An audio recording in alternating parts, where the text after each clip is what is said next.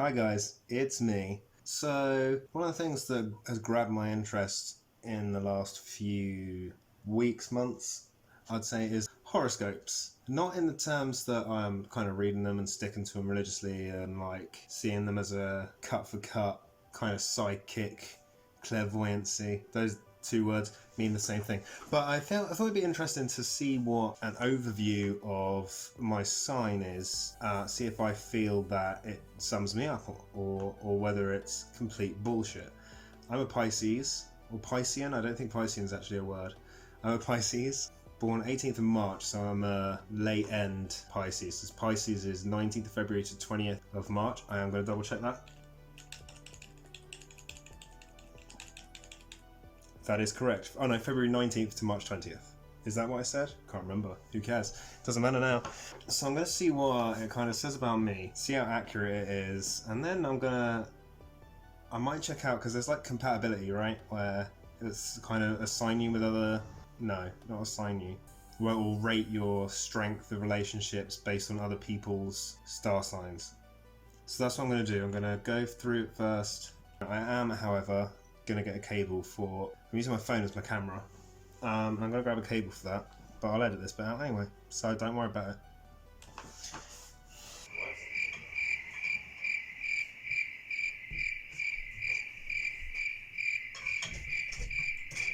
Fuck off! Hang on, there's nothing on me. Here we go. It's now plugged in, so I've not got to worry about it dying halfway through recording. I keep looking at the screen instead of the camera, I'm really, really sorry. It's because it's front-facing, obviously, so I can see myself. Right, okay, so let's see, profile overview is where I'm going to start, and just see what fits and what doesn't. Just think it'll be a little bit interesting, innit? Okay, so, here we go. Practicing my reading skills too. Pisces, profile overview. You're the zodiac streamer who sees the world through a kaleidoscopic viewfinder. Okay, immediately, I do get that a lot. People will say, like, you're not deep-seated in reality. You're always concentrating on the next thing you're doing. I think that's a bad thing. It can be sometimes, in that I don't stay in the here and now. I'm more of a, oh, this is what could happen, sort of person. The negative side of that is that I do imagine scenarios before they happen and like how they're gonna pan out. I'm not always right, but then I'm quite an optimistic person anyway, generally. I wouldn't say if that was like a dreamer thing or if that's just optimism. I don't know. I don't know. Reality, as far as you're concerned, is highly overrated. Yeah, it is, yeah. I'd rather spend time in an imaginary world where everything works out okay. That does affect the real world sometimes. You know, not in a disastrous or catastrophic way, just in a way that, like, it's not the way I'd expect it to be. And, you know, that happens anyway. I think with a lot of people, not just Pisceans, Pisces, people who are in the Pisces zone. People who are of the Pisces zodiac. I don't know how to word it. It's like Leo as well. Leo, you can't... I am a Leonian. Don't know, irrelevant. You'd rather bring forth the luminous visions of your mind's eye, leaving everyone spellbound in the aftermath. Absolutely. Music, art, dance, sensual touch. You've been known since birth that subconscious cues are as strong a language as the spoken word. Absolutely. Music, I love music. Always listen to music. Always, all the time. Anything. And I'll always give everything a go too. I won't just say, oh, this is... you know, that genre. I couldn't even think of a genre that I don't like. Well, I'm not a big fan of jazz. I still like jazz. Wait, hang on. I don't dislike jazz. It's that it's usually my last pick. But then I like swing and stuff, which is sort of an off branch of that. So I don't know. I just love music. Not so much of an art lover, mostly because I find it difficult sometimes to get what message they're trying to get across. I understand that art is subjective, but you know, you kind of still want to know what the thoughts were behind it. Same with music, and because I get music, I kind of like get music more, because that's more instant feeling. Like, I can't look at a picture and it like makes me angry or whatever, you know? Like, in the same way that in the same way that a song could invoke that emotion. I don't get that from art. Dance, I'm not a big dance fan, or I wasn't a big dance fan, until there's one dance that really spoke to me. For whatever reason, it's the dance routine of Sia's Elastic Heart, the music video for that. Nothing to do with the song whatsoever, but I kind of read into that as like a letting go of the inner child and stuff. If you haven't seen that dance routine, go watch it's the official video, is the dance routine. I can't remember her name, and it's really Maddie's Zengela? Zeng? something. I have to put it on the screen or something. She also danced for Sia in Chandelier and The Greatest and like all those. So it's the same dancer, and Shia LaBeouf as well, who obviously is quite an emotional actor. So yeah, it's really, really cool. You're a master of these tools. What tools? I'm a master of music, art, dance, and sensual touch. Ladies. Pisces are capable of wielding a Svengali-like power over the masses. I don't know what that means. Literally going to Google Svengali. Svengali. And then enter, not delete. Svengali, a person who exercises a controlling or mesmeric... Pronounce that weird. Or mesmeric influence on another, especially for a sinister purpose. That sounds like me. It's not so much a controlling or I'm just really good at expressing... Oh my god, this is really horrible spider thing that's a Svengali. In the novel Trilby. I'm going to ignore that because that's a creepy fucking picture. You know, like in those like 1800s, 1900s novels? They had those weird, I think it's Indian ink drawings. They're quite famous ones are in Lewis Carroll's Alice in Wonderland, Alice Through the Looking Glass. But that's creepy as fuck. So I'm actually going to save that right now so I can show you what it looks like. Is Svengali a place as well? Where's that saved? Source material. That makes sense for it to be there. So yeah, that kind of makes sense. Like, it's not that I influence people so much as I put my opinions across and my thoughts across, and people go for it, great. If they don't, I'm always happy to kind of do whatever the majority is. Hence these types of videos, I guess. Learn to use your psychic gifts responsibly. The point is to inspire people, not to create cult-like worshippers, and you can tip those scales. Damn, no cult. Not this time. That makes sense. I wouldn't say I'm an inspirational person, generally. But I don't think even people who think they are wouldn't say they are. But, you know, that does make sense. It depends on the situation so much. Like, I'm quite a socially awkward person, although I'm quite good on camera. It's easy because it's a fucking bit of technology I'm talking to, right? But I don't have to, I'm not waiting for reactions and I'm not waiting to respond from those reactions. And that's the difference. Like, if I'm in a conversation, I find it not incredibly difficult, but quite hard. I have to actively think, you know, how can I keep this conversation going? It's not a natural thing to me, in most cases. The point is to inspire people, blah, blah, blah, blah, blah. Read that line already. No matter your physical appearance, you possess a radiant inner beauty best described as angelic. I mean, I'll take it. I think this article is saying that I'm not good looking. Well, I know I'm not an ugly person. I know that. I'm like very slightly above average, I'd say. Inner beauty best described as angelic. People have said that actually, like it's who I am inside. So that's cool. They haven't said angelic. They've said kind. They've said nice. They've said open. Things like that. So I'm going to demand that people start calling me angelic because I like that. That's awesome. Compassionate to the core, you couldn't turn away if a stray animal or down and out person in need of your life depended on it. That to me is a weakness as well. I see a kitty in the street and I'm like, oh kitty, do you need some hugs, kitty? I love you, kitty. I don't do that with homeless people. That'd be weird. If I've got a bit of food on me or whatever, I always sort of, you know. I think if someone said, if you give that homeless man money, I'm going to shoot you, might reconsider. As such, you must find ways to guard against exploitation by con artists and the emotional barnacles who love latching onto you. Yeah, I feel that. I did get, mostly through my 20s, because I'm 29 now, nearly 30. People did sort of take me for granted a bit. I just, you know, you never need a reason to help someone. That's kind of something that I live by. And I have been a victim of exploitation, yeah, for sure. Well, I'm not going to go into details or specifics, but and it's so easy to happen as well. I think like basic human nature though, right, is to try and be helpful. Being the most sensitive of all water signs. Awesome, I'm sensitive. You absorb energy like a sponge, often unaware that you're carrying far too heavy a load. Yes, absolutely. I do find that I am a channeler for other people's energy. If I'm in a place where there's a lot of negativity, like I'll start feeling it. I won't exuberate it necessarily.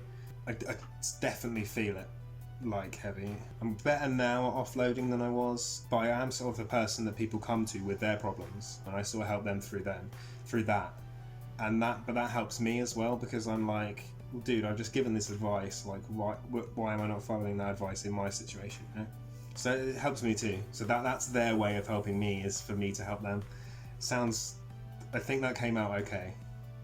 When you crash, it's a mess of passive-aggressive resentment, nervous breakdowns, and chaos. It doesn't happen often, but when I do have like a proper breakdown, that describes it pretty fucking well, actually. I just kind of shut off the world. I try and deal with it myself, which is like so stupid. I don't want my shit to affect other people. Like a problem shared is still my problem, you know? Nervous breakdowns and chaos, absolutely. Okay. That was the first paragraph, and I'm kind of seeing myself a lot in it. I don't know if it's worded in a way where it could like always be appropriate, but okay. So far, I think it's describing me pretty well. Okay, how much is there? Oh, there's only one more paragraph. I was worried then it was going to be longer because I've already done 15 minutes and 42 seconds of recording. Although most of that was getting my phone charger. So, have you ever tried like talk to someone and it's like this? Like they're not talking to you, they're like talking past you. It's really fucking weird. Anyway, first of all, you learn to speak. In extreme cases, you can veer towards self-destruction like Pisces. I'm just going to try and do that whole sentence again and not have a stroke in the middle of it. In extreme cases, you can veer towards self-destruction like Pisces Kurt Cobain. In the past, absolutely true, not so much now. To remain balanced, surround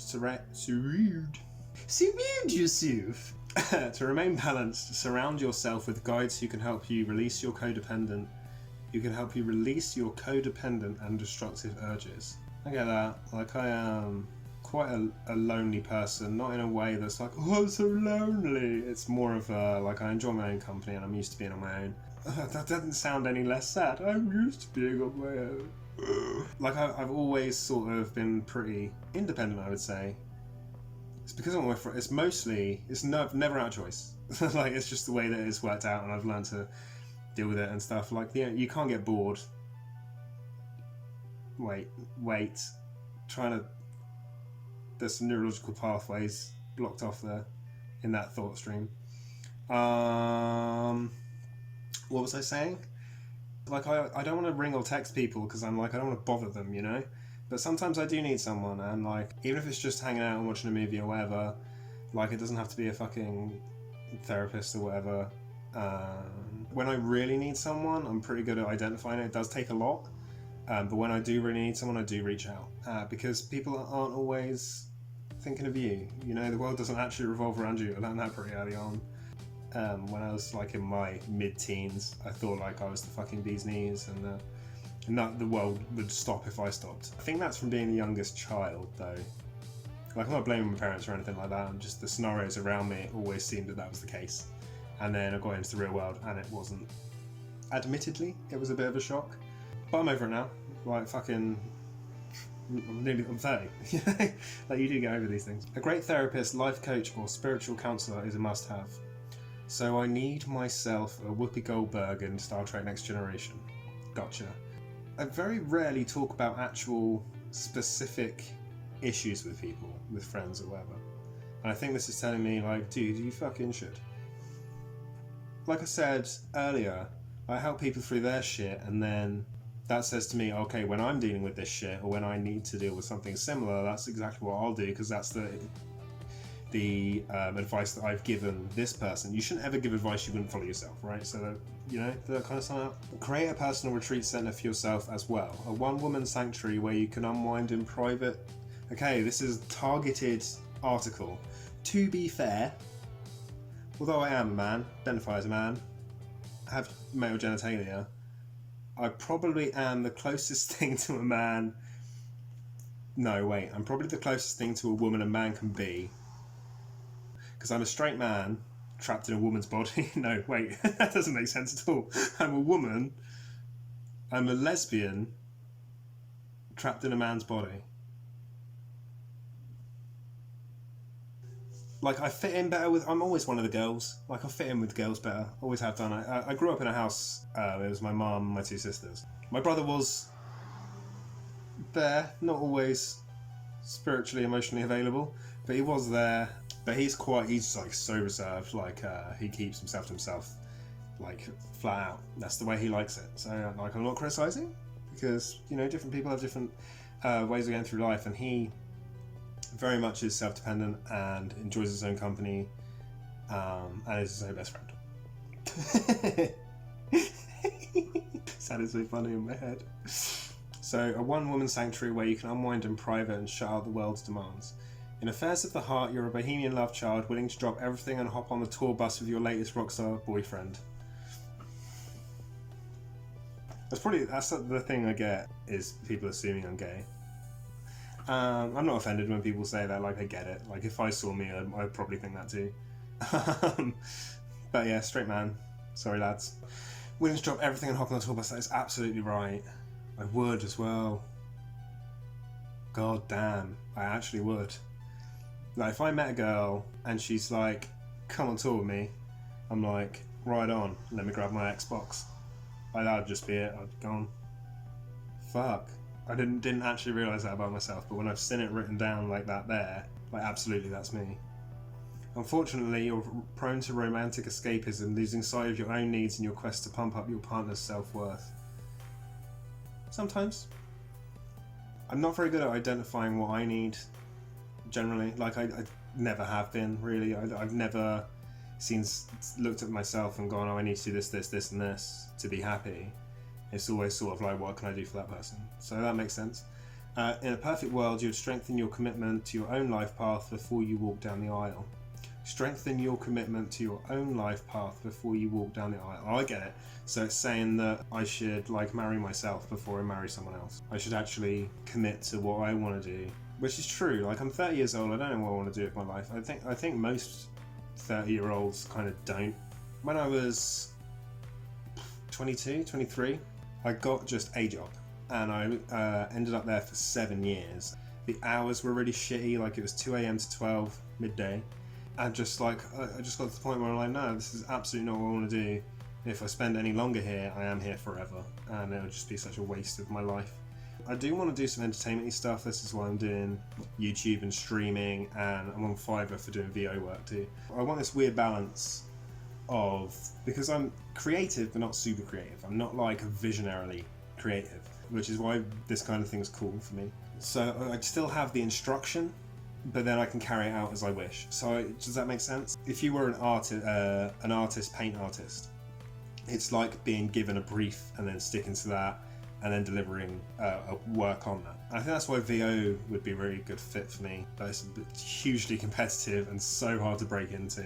But there's not really any qualifications you can work towards for it either. You just kind of got to keep practicing and just hope you get gigs. But I think I need to I make some friends in that industry, but I'm in the middle of buttfuck nowhere. I need to be in like London or Bristol or something for that, which goes back to I should have stuck to my fucking job for another 12 months, but I didn't. I'll talk about that. I'll talk about leaving my job actually in another video, because that's quite an interesting insight, and I learned quite a lot that it would be unfortunate. It would be a shame not to share. So look out for that one. Subscribe, hit the bell for when it arrives. I didn't want to have to do that. It just kind of slipped out. This helps you choose a mutually supportive and rewarding relationship with a fellow philosopher/poet. I'll go with that. I do think about who my perfect girl will be sometimes. Then I cry, and then use the tears as lubrication to masturbate. Mutually supportive, that's like number one for me in relationships. Like, if I'm doing all the fucking stopping you from exploding, then that's one-sided. I can't have that. And then when I need you, you're not there. Like, I can't deal with that. And rewarding relationship with a fellow philosopher, poet. I think all the girls I've sort of fallen for are creative and have these strong views and stuff. Strong views may sound like racism and stuff like that. And that's not what I mean. I don't mean right-wing views. I think my perfect girl would be a vegan to start with. Did you know what I mean? Like, these really strong core beliefs. So that makes sense. But I think that's true of everything. I don't know. Ruler, Neptune, the planet of enchantment, illusion, and divine guidance. Like Disney. Illusion, delusion sometimes, and divine guidance. Divine guidance. I do seem kind of lucky. Like, I think that might be what the divine... I'm gonna burp, I think. No. I'm gonna have a sip of drink there. I'm gonna try and keep it out of shot. It's not gonna work, is it? I'll just edit this bit out, dickhead. The divine guidance thing, like, I do find that I'm super lucky. sometimes in that things just kind of crop up exactly when they need to. It's really, really strange. It's really hard to describe. Things from like crossings changing to walk, to trains being late if I'm late, like little things like that. It's really fucked up. And like when I'm with my friends and stuff like that happens, I'm just like, nah, it just happens. And they're like, and they, you know, are dumbfounded. But they say it's because of my optimism, but I'm not entirely sure it is. Your gifts: poetic imagination, compassion, boundless generosity. I mean, I don't want to say yes, but I didn't say it. Didn't come out of my mouth. Your issues. This is where it gets real. Flightiness. I need to look for a definition from that, but I think that means like up in the air a lot. Flakiness. Yeah, I do flake on people a lot. That's happened. Sometimes it's not always things that are in my control, but sometimes it's like, oh, sorry, I was asleep. Delusion, addiction. Delusion, yes. Addiction, I don't have an addictive personality, I don't think. I was a heavy smoker for fucking 18 years, I think. Not a heavy smoker for 18 years, that's not true at all, actually. I had my first cigarette 18 years ago. Started heavily smoking when I was at college, probably 17, 18. And now I don't want to say given up, because that's not entirely accurate. But it's like a sometimes thing now. And for me to be able to go from that to that, I would say that I don't have an addictive personality. Your saving grace, your ability to cast a spell on people with genuine care. Single man here.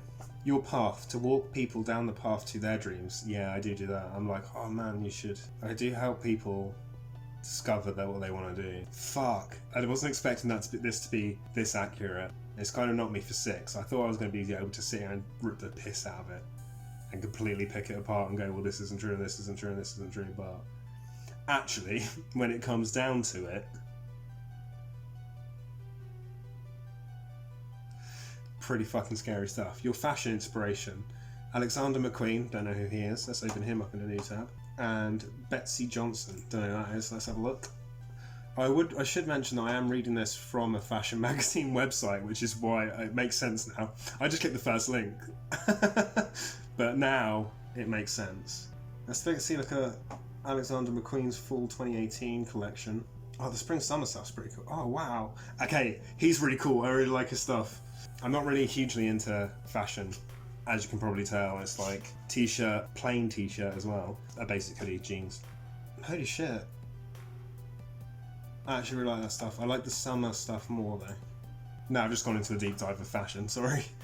I'll save an image so I can put it on the thing here, probably. So you can see it, because it's fucking fresh. But yes, it was right with my fashion taste. Like, not in what I'd wear, but like what I think looks fucking, looks dope, looks sick. And here's the other one, Betsy Johnson. Less so, but it's cool. It's like pretty retro, pretty 80s. I'm just gonna put, there's not like a lineup photo on that one. It's just individual models on the catwalk. But I'll put a thing in. It's got the logo for the fashion magazine on it. So I'll probably have to black that out. But easily done. It's on a background. It's on a black background anyway. It's on a black background anyway. That was hard to say.